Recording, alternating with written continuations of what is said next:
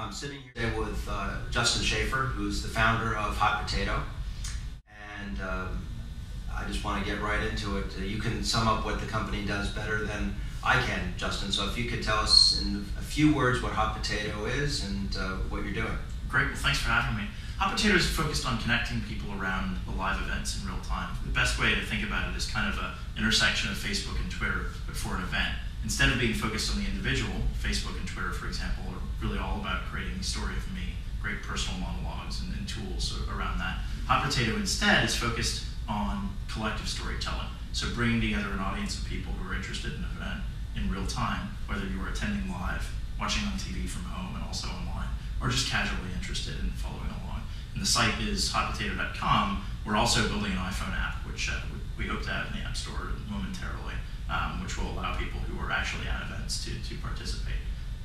And are these people that, if I'm starting an account, I guess, or an event, are they all people that I already know, or is it people I know, people I don't know? Is it like Twitter in that sense? Well, that's the great thing about it. So you don't even have to create an account. We use Facebook Connect by default, and if you're a Twitter user as well, you can extend your account with your Twitter credentials.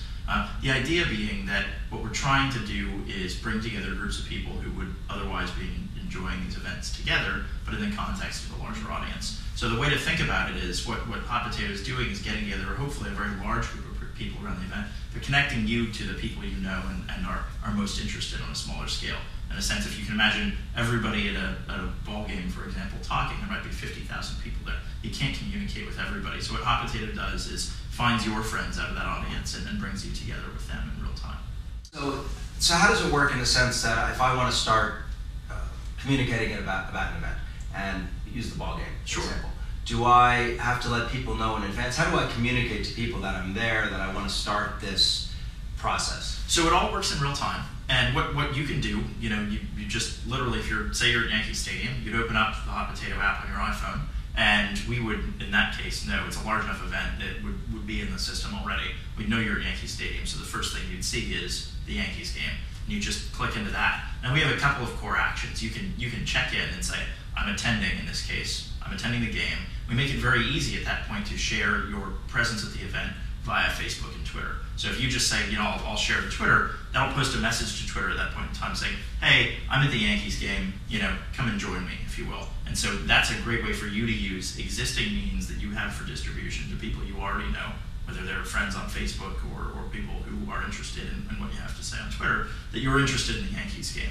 Idea being that now you're going to have a conversation. You can post notes, you can post photos, you'll be able to post video and audio as well. Really record your perspective at that event using Hot Potato in the context of the event alongside everybody else's commentary. And then what you're doing then by recording your presence or posting something interesting that you might find to Facebook or Twitter is basically saying, hey, we're over here having this more focused conversation around an event. You can come and join us if you'd like.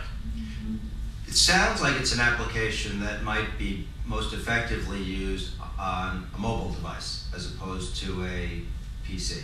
It depends. We need users on mobile devices. We don't think we need a lot of them, but our content creators are principally going to be mobile. The first question that I had when I saw how it worked, and it looks like a great application. Thank you. Is how is it different than using a hashtag in a Twitter discussion? So it's really different. Here's why. A hashtag on Twitter is for those who aren't familiar, it's just a way that you can tag a post that you're making to say, hey, I'm interested in this topic. So we can tag a post about a TechCrunch conference, for example, pound TC. And then everybody can go and search for that hashtag and follow along. What Twitter doesn't provide you, though, is any sort of filter. And what we realized is you really can't actually have a conversation with more than 5 or 10 people at any given point in time.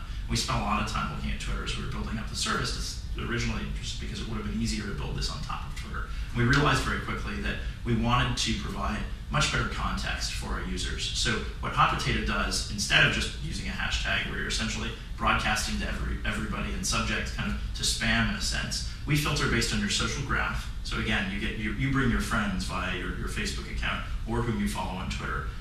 We also filter based on your location. So if you're on your iPhone, we've got some geo data for you. You can actually just say, I'm attending. So we might be more likely to show you content from friends of yours who are at the event.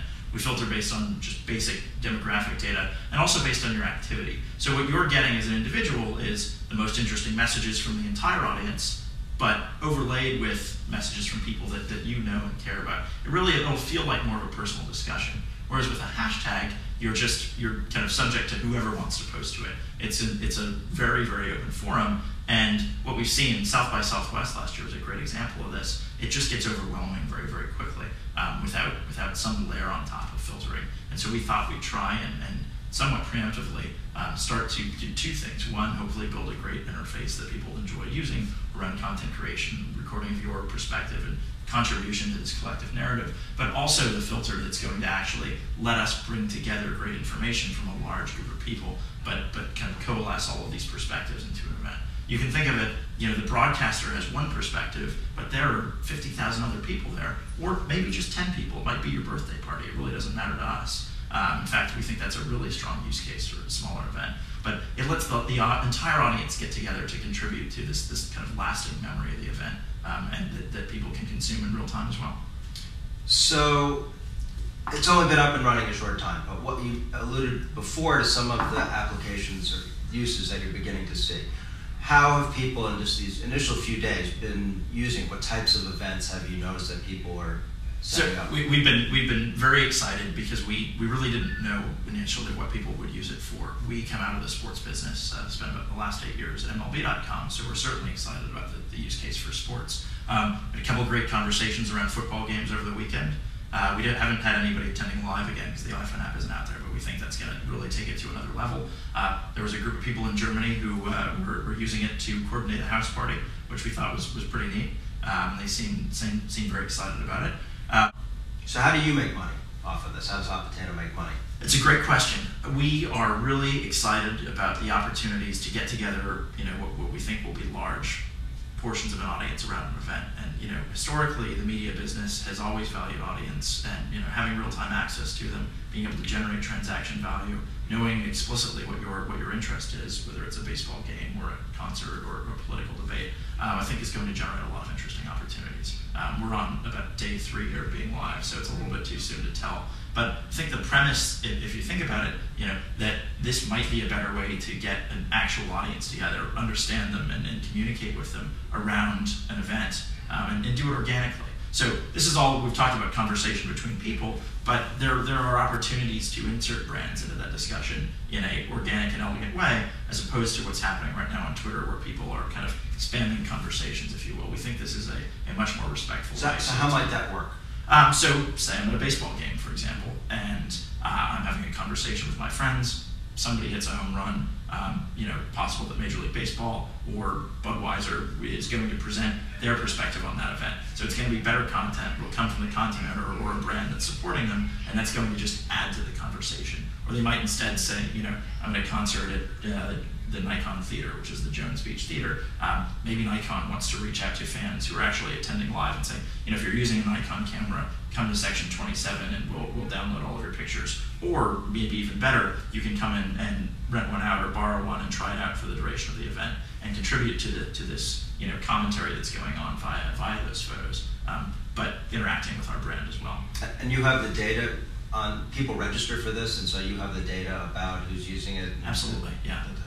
So instead of making a prediction, if you will, like Nielsen or ratings agency around who they believe is watching, this is very, very explicit interest direct from our consumers in real time. What can you tell us about the what stage you're at in terms of operating as a company? How is it funded? When did you start? So we've been working on this since earlier this year. It's 5 of us, very, very engineering focused, fantastic group of guys. We're based in Williamsburg. It's actually a really interesting thing going on right now in New York. When we first started, we thought, maybe we should move to California to do a tech startup. But it turns out that there's a wonderfully vibrant network of people in New York. There always has been, and it just seems like it's picking up momentum, really, really getting organized. We've got a great group of people involved from an investment perspective. We just recently closed our Series A, which was reported on a few weeks ago. The deal was led by RRE, but perhaps even more exciting in the sort of New York startup scene, we've got a great group of guys from a company called BetaWorks, which is an incubator, a new medium company of sorts that have been really supportive. First round capital is also involved. and a really great group of angels. And what are your plans for the future? Are you going to actively link up with consumer brands? Are you... I think in the immediate term, we're really focused on the product and communicating with people who are using it. We want to make sure that we're delivering the best possible experience for our users, and we're going to spend the next month or so iterating really, really quickly along those lines. The site we launched on Friday is great, and we're really excited to have so much usage and traffic already. But we want to make sure that experience is excellent. And as soon as audiences start to kind of coalesce around larger events, it then is a very, very natural segue into conversations with content owners and brands. Well, great, thanks. So hopefully we'll talk to you more as things progress, and thanks very much for sitting down and doing the interview with us. I really appreciate it. Thanks for the time.